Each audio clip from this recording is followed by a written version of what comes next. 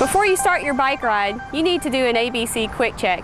The B in ABC Quick Check stands for brakes, and the best time to check your brakes is before you start to ride and not the first time you need to use your brakes on the road. First, place your thumb between the brake lever and the handlebar. If you can pull your brake lever all the way back to the handlebar, it's time to adjust your brakes. To adjust your brakes, you might need to twist the barrel adjuster. For major brake adjustments, you might need to pull or release the cable tension at the brake.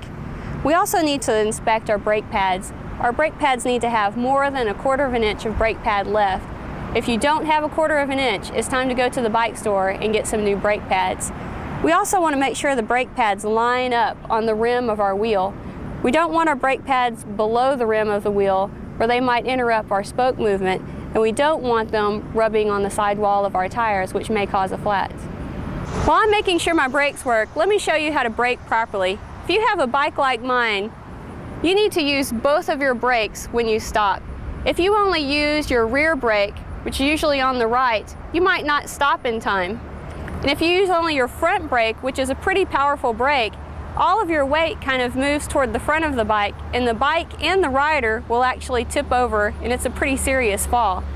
When using both of your brakes, and you feel your back wheel starting to skid, you need to release a little bit of your front brake so you can have more steering power. And if you're going to go down a steep hill and you know you need to brake a lot and abruptly, you might displace some of your weight over the back of the saddle and over the back of the seat to make sure you don't tip forward. Now that we've inspected our brakes and we've practiced our braking skills in our driveway or in our parking lot, we're ready for a safe and enjoyable bike ride. To learn more, contact your county extension agent and follow the links in this section.